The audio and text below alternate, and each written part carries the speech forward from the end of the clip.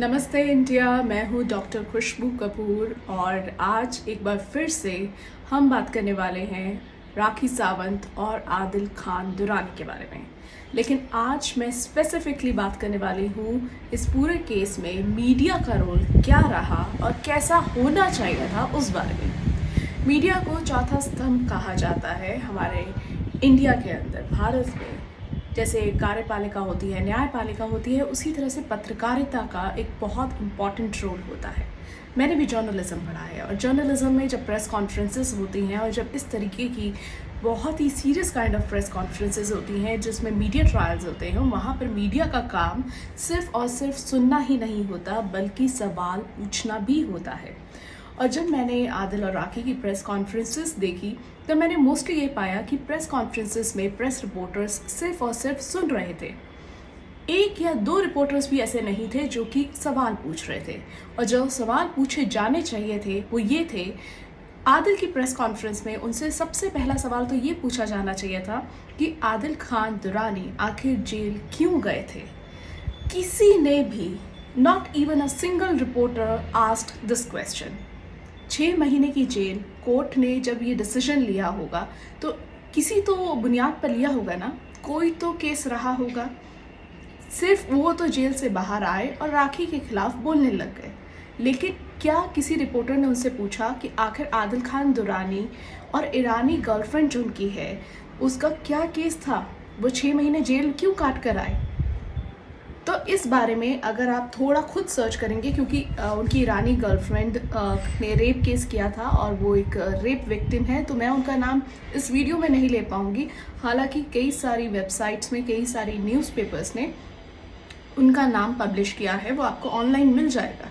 और अगर आप थोड़ा सा और सर्च करेंगे तो यूट्यूब पर आपको ईरानी गर्लफ्रेंड जो उनकी है उनके वीडियो भी मिलेंगे जिसमें वो खुद बता रही हैं कि किस तरीके से आदिल खान दुरानी ने उनको धोखा दिया। सो आदिल खान दुरानी यहाँ राखी को डेट कर रहे थे और राखी के साथ शादी कर चुके थे, और वहीं पर वो मैसूर में अपनी ईरानी गर्लफ्रेंड को डेट कर रहे थे।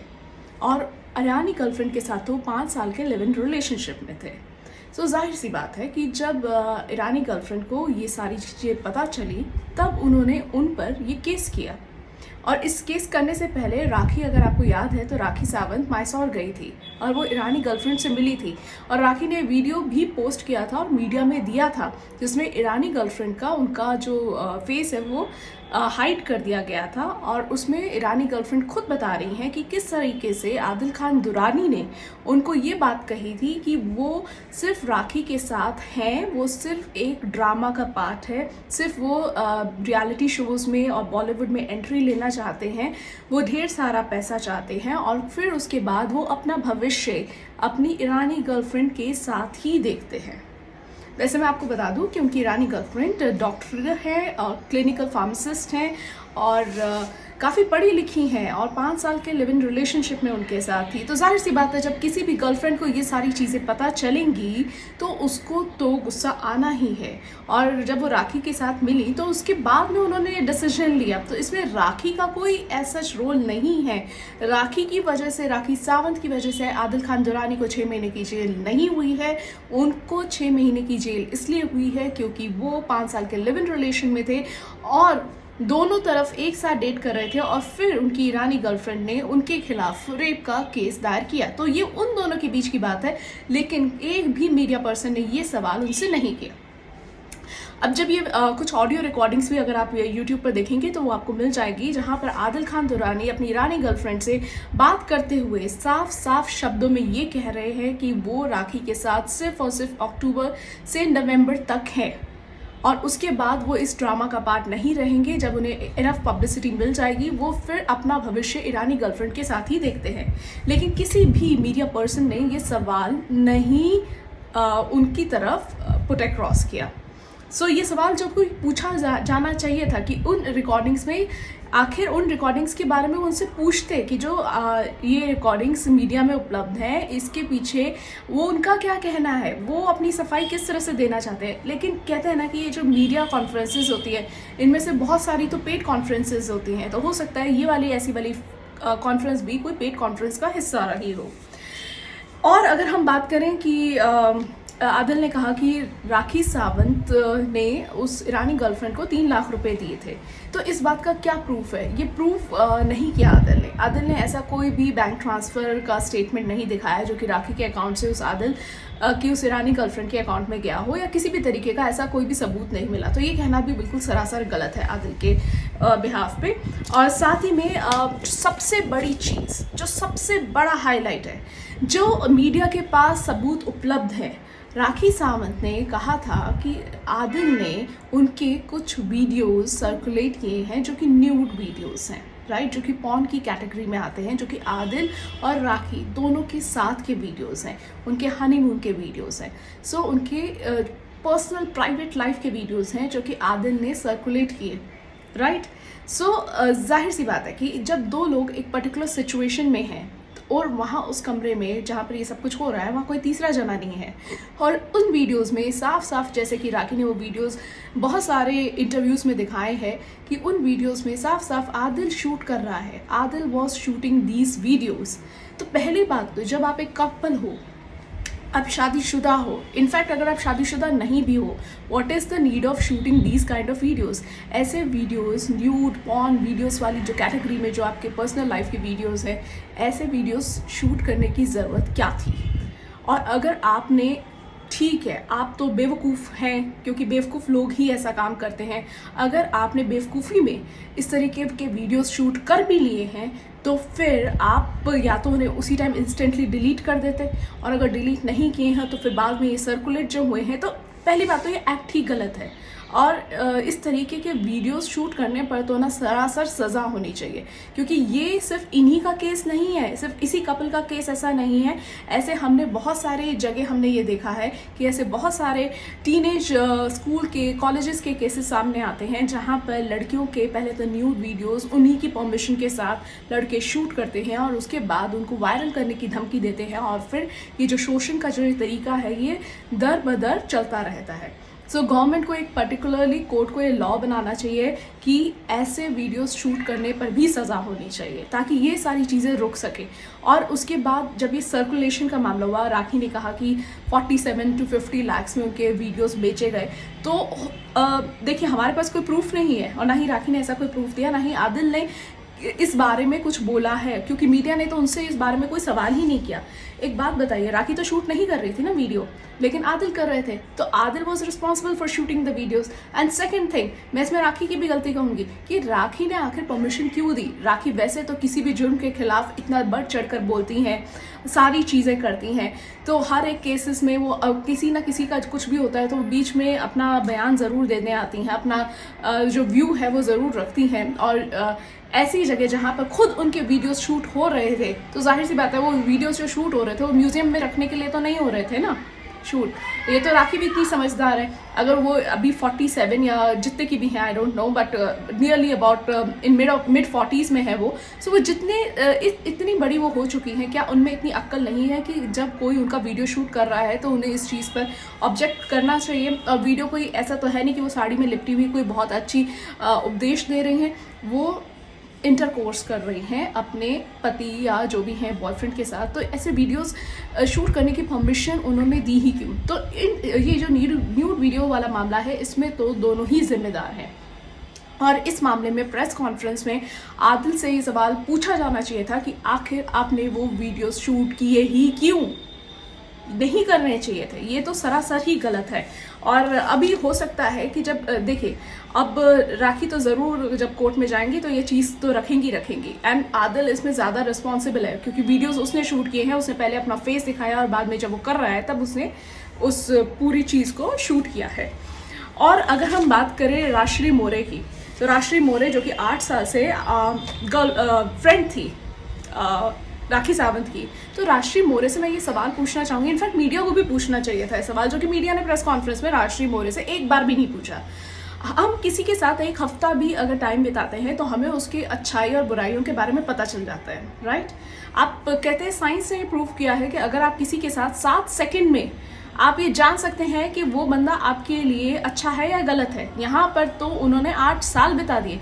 तो राजश्री जी, आपको 8 साल में पता नहीं चला कि राखी सही है गलत है, राखी की आदतें कैसी हैं, राखी के साथ आप 8 साल तक रही। और जिस तरीके से हम पिछले 1 साल से उनके वीडियोस देख रहे हैं राजश्री के राखी के साथ, तो हम तो उन्हें हमेशा बहुत हैप्पी, बहुत जॉयफुल मूड में देख रहे हैं। अगर राखी ने एक बार कहीं पर उनको कुछ कह दिया, अगर कुछ डांट भी दिया, तो क्या आप 8 साल की दोस्ती मतलब रही किनारे और आप उनके दुश्मन के ही साथ हो जाएंगी? मैं मीडिया को और बाकी सब लोगों को जो वीडियो देख रहे हो ना, ये बात बताना चाहूँगी कि राजश्री एंड शर्लिन, ये दो ऐसी महिलाएं हैं, जब राखी मैसूर में आदिल के घर के बाहर गई थी या ईरानी गर्लफ्रेंड से मिलने गई थी उनकी, तो ये राजश्री और शर्लिन दोनों उनका सपोर्ट कर रही थी। शर्लिन तो इनफैक्ट मैसूर भी गई थी। तो शर्लिन तो बिन पैंदे का लोटा है, जहां उसको दिखता है कि भाड़ ज्यादा है वो बैंगन की तरह वहीं पर लुढ़क जाती है। सो आप खुद सोचिए, ये सारी पब्लिसिटी का किस्सा है। तो शर्लिन तो वाकई में पब्लिसिटी, ये मैंने कल की उनकी प्रेस कॉन्फ्रेंस में भी देखा कि शर्लिन आदिल को कह रही थी कि मैं तो सेंटर में बैठूंगी, जैसे कि केस ही पूरा वो लीड कर रही हो। सो मुझे लगता है कि पुलिस का कितना टाइम बर्बाद कर रहे हैं ये, तभी पुलिस इनकी एफआईआर नहीं लिखती और सिर्फ कंप्लेंट लिखती है, और फिर बाद में ये लोग कहते हैं कि ये कोर्ट से एफआईआर करवाएंगे दर्ज। और शर्लिन का मैं कल का वीडियो देख रही थी, जिसमें शर्लिन कह रही थी कि शर्लिन राखी के खिलाफ जो उनकी एफआईआर है वो वापस नहीं लेंगी। मुझे समझ में नहीं आता कि शर्लिन ने राखी की जो लॉयर है उन पर भी बार काउंसिल में कंप्लेंट की है, क्योंकि उन्होंने उनके कुछ आपत्तिजनक पिक्चर्स मीडिया में दिखा दिए थे ड्यूरिंग एन इंटरव्यू, और सेम राखी के खिलाफ एफआईआर की है। तो आप खुद सोचिए इस बात को कि यही वो शर्लिन है जो कि राखी के खिलाफ एफआईआर कर चुकी हैं, और एफआईआर करने के बाद वो राखी को सपोर्ट करने के लिए मैसूर जाती हैं और आदिल के खिलाफ बयानबाजी करती हैं। और यही वो शर्लिन है जो कि राखी के साथ दुबई जाती हैं और दादा साहब फाल्के जो आइकन पुरस्कार ऐसे बहुत सारे आजकल होने लग गए हैं अवार्ड शोज, वहाँ पर जाकर राखी उनको अवार्ड दिलवाती है। और राखी की जो एकेडमी जो दुबई में ओपन हुई है, उसकी ओपनिंग में भी मिस शर्लिन चोपड़ा वहाँ पहुँच जाती है।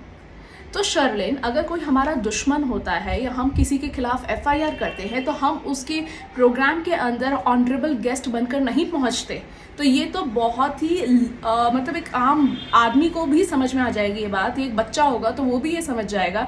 एक बच्चे की भी अगर किसी से लड़ाई होती है, दुश्मनी होती है, तो या तो हम उसको ब्लॉक कर देते हैं या उसका कभी जीवन भर चेहरा नहीं देखते, या जब तक कि वो केस पूरा सॉल्व नहीं हो जाता तो तब तक हम उसका साथ नहीं देते। आप तो पहुँच गई, मैसूर भी पहुँच गई हैं, आप तो दुबई भी पहुँच गई हैं, और राखी के सिफारिश पर आपको तो अवार्ड भी मिल गया। तो शर्लिन तो कुछ भी कहे, media should not believe that much on her stand whatever she takes, क्योंकि वो तो बहती गंगा में हाथ धोना होता है ना। शर्लिन का काम वही है कि बहती गंगा में वो हाथ धो रही हैं। और दूसरी बात मैं यहाँ पर ये भी कहना चाहूँगी कि माना कि राखी थोड़ी ओवर एक्सप्रेसिव है, थोड़ी लाउड है, अपनी बात को वो डंके की चोट पर कहती हैं। वो आज से ऐसी नहीं है, वो तो जब से परदेसिया में आई थी, जब से हम जैसे लोग उनको एक परिचित चेहरे के रूप में जानते हैं, वो तब से वो वैसी हैं। देखिए, अगर राखी लाउड है, एक्सप्रेसिव है, तो इसका मतलब सरासर ये नहीं है कि राखी जो है वो गलत है। राखी अपनी लाइफ को एक ड्रामा तो नहीं बना सकती ना। देखिए, वो गलत लोगों के चक्कर में फंस जाती है। इस बार जब उन्होंने आदिल के साथ शादी की, तो ऐसा नहीं है कि वो ऐसे बैठकर स्क्रिप्ट लिख रही थी और वो सिर्फ एंटरटेनमेंट के लिए कर रही थी। कोई शादी अपने दुनिया के एंटरटेनमेंट के लिए नहीं करता है। जाहिर सी बात है, वो अपनी फैमिली को आगे बढ़ाना चाहती थी, वो एक फैमिली लाइफ जीना चाहती थी, क्योंकि उन्हें पता था कि बॉलीवुड में तो अब उनका इतना करियर रहा नहीं है, और वो हमेशा से ही चाहती थी कि वो एक हस्बैंड चाहती थी। ऐसा मैंने उनके काफ़ी सारे इंटरव्यूज़ में देखा भी। सो आदिल के साथ जो उन्होंने शादी की, तो जाहिर सी बात है कोई बहुत पैसों के लिए नहीं की उन्होंने शादी, और ना ही उनका इसमें कोई, मुझे नहीं लगता कि कोई बहुत ज़्यादा कोई फ़ायदा था, क्योंकि अगर आप देखें तो ज़्यादा फ़ायदा तो आदिल को ही हुआ। देखिए, अगर हम आज आदिल को जानते हैं तो वो हम जानते हैं राखी के बॉयफ्रेंड के रूप में, राजश्री को जानते हैं तो जानते हैं राखी की फ्रेंड के रूप में, शर्लिन को भी अगर इतनी पब्लिसिटी मिली है तो उसमें बहुत सारा हाथ राखी का भी है। राइट क्योंकि वो राखी के मामलों में आकर बढ़ चढ़कर बोलती हैं तो दोनों की कंट्रोवर्सी हमेशा क्रिएट हुई और राखी के फेम का फ़ायदा इन सबको मिला। वरना आदिल की प्रेस कॉन्फ्रेंस कोई क्यों करता? क्या मीडिया के पास इतना फालतू टाइम है कि वो आदिल को इतना समय दे? क्योंकि राखी बीच में इन्वॉल्व है इसलिए आदिल को इतना अटेंशन दिया गया। अब बात करते हैं कि लोगों ने कहा कि आदिल को देखकर, आदिल की बॉडी लैंग्वेज को देखकर ऐसा लग रहा है कि आदिल बिल्कुल सच बोल रहे हैं। तो भाई जो सवाल जो आदिल से पूछे जाने चाहिए थे वो तो पूछे ही नहीं गए। आदिल से तनु के बारे में नहीं पूछा गया, निवेदिता के बारे में नहीं पूछा गया, आदिल से रानी गर्लफ्रेंड के बारे में नहीं पूछा गया, आदिल से वो 75 ईयर ओल्ड की जो वुमेन है जिसको वो ब्लैकमेल कर रहे थे उसके बारे में नहीं पूछा गया। आदिल के खिलाफ जो कि राखी ने भी कहा है, क्लेम किया है कि मैसूर कोर्ट में, कर्नाटका कोर्ट में उनके खिलाफ 8 केसेस चल रहे हैं, तो उसके बारे में नहीं पूछा गया। तो आदिल से तो कुछ पूछा ही नहीं गया इन सारी चीज़ों के बारे में जो कि पूछा जाना चाहिए था। तो अगर वो पूछते, मीडिया पर्सन्स पूछते तो पता चलता ना। आप क्या समझते हैं कि भारतीय कोर्ट्स, जो हाई कोर्ट्स, जो सुप्रीम कोर्ट है और लोअर कोर्ट्स हैं, क्या वो डिसीजन गलत ले रही हैं? क्या उनको नहीं पता कि किसको सज़ा देनी चाहिए और किसी को नहीं देनी चाहिए? क्या हम जज हैं? क्या आप जज हो? हम सब जज नहीं है। जो कोर्ट डिसीजन लेता है ना वो बहुत सोच समझ कर लेता है। बहुत सारे लोगों की गवाहियाँ होती हैं, बहुत क्रॉस क्वेश्चनिंग होती है, उसी के बाद ही किसी को जेल भेजा जाता है। और अब आदिल ने सोचा कि आदिल, देखिए आदिल, मैं बोलना नहीं चाहती बट राखी जो है उनका अब पाला जिससे पड़ा है ना वो बहुत ही मास्टरमाइंड है। आप समझ रहे हो बात को? तो राखी ने खुद को बहुत ही फंसा लिया है एक तरीके से। और आदिल ने कहीं ना कहीं ये सोचा था कि राखी के साथ वो फेमस हो जाएंगे और वो डबल डेट कर लेंगे। वो वहाँ ईरानी गर्लफ्रेंड को भी डेट कर लेंगे, यहाँ राखी से शादी कर लेंगे और उसके बाद राखी को डिवोर्स दे देंगे, किसी को पता भी नहीं चलेगा, वो फेमस भी हो जाएंगे। पर राखी ने तो गेम ही चेंज कर दिया क्योंकि आदिल को राखी को हल्के में नहीं लेना चाहिए था। आदिल को पता होना चाहिए था कि राखी ने इतनी बड़ी ज़िंदगी देखी है तो राखी को इस तरीके से धोखा नहीं दे सकते। और मुझे एक बात बताइए, अगर आदिल कहते हैं कि राखी उनको मारती थी तो क्या वो सो रहे थे क्या? हाँ, मतलब कि रात को वो मार खाते थे और फिर दिन में आकर इंटरव्यू देते थे, फिर दिन में वो डांस क्लासेस जाते थे। फिर क्या ऐसा हो सकता है क्या कि इंडिया में वो राखी से मार खा रहे हैं और फिल्म फेयर में जाकर राखी के साथ बिल्कुल बैठ रहे हैं, साथ में रणवीर सिंह के साथ फ़ोटोज़ क्लिक करवा रहे हैं, भारती सिंह के साथ फ़ोटोज़ क्लिक करा रहे हैं। सो आदिल ने तो राखी की पूरी सक्सेस और पूरी फेम का फुल प्रॉफिट लिया है। उन्होंने रादिल प्रोडक्शन खोल लिया, तो किसके बलबूते पे खोला? आपने राखी के फेम के बलबूते पे ही खोला ना। आप दुबई में डांस एकेडमी का प्लान कर रहे हो तो किसके बलबूते पे कर रहे हो? राखी के फेम के बलबूते पे ही कर रहे हो ना। तो राखी को एकदम सरासर रूप में गलत दिखाना भी बहुत गलत है। It's just that it's a matter of circumstances कि एक मास्टरमाइंड को दूसरा मास्टरमाइंड मिल गया, ऐसा ही हुआ है यहाँ पर। दोनों की ही चोरी पकड़ी गई। कहते हैं ना कि राखी तो, पर मैंने इस बार मुझे लग रहा है कि राखी वाकई में आदिल के लिए सीरियस थी क्योंकि रितेश के साथ तो वो वैसे भी कभी दिखाई नहीं दी थी, वो तो बाद में अब पिक्चर्स आए। पर ये जो ये आदिल बार बार कह रहा है रितेश की शादी और राखी की शादी का, उन्होंने कहा था कि शादी नहीं हुई, शादी, तो फिर एक बात सोचिए, रितेश का तो अभी तक डिवोर्स ही नहीं हुआ। अगर शादी हुई भी तो वो शादी वैलिड ही नहीं है राखी के साथ क्योंकि उनका तो डिवोर्स चल रहा है। और राखी उस टाइम कोई मुस्लिम तो थी नहीं, राखी ने धर्म तो चेंज किया ही नहीं था।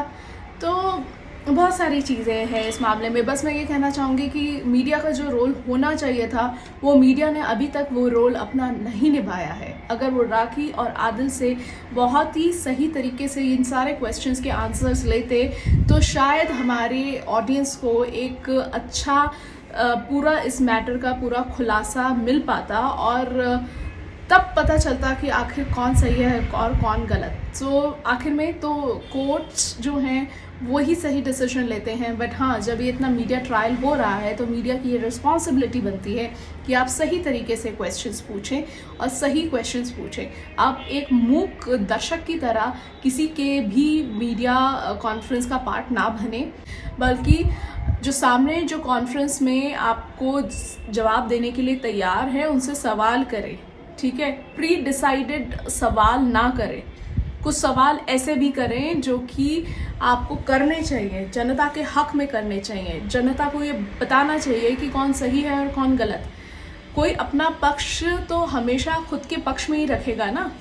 तो आप उनसे क्रॉस क्वेश्चनिंग तो करेंगे। सो मीडिया को अपने रोल को और भी बखूबी तरह से इस केस में निभाना चाहिए था। एंड बस मैं किसी का पक्ष नहीं ले रही हूँ, बस यही कह रही हूँ कि दोनों ही एक गलत टाइम पर एक दूसरे को मिल गए और डेफिनेटली राखी घर बसाना चाहती थी, लेकिन आदिल डेट कर रहे थे ईरानी गर्लफ्रेंड को भी, दोनों को धोखे में रख रहे थे। और जहाँ जब धोखा मिलता है तो बुरे कर्मों का तो बुरा नतीजा होता है।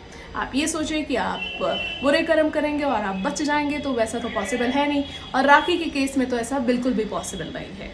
सो बस मुझे यही कहना था। Thank you so much for watching. This is Khushboo Kapoor signing off. Have a lovely day ahead, and for more such videos do like, share and subscribe and follow the page. Thank you.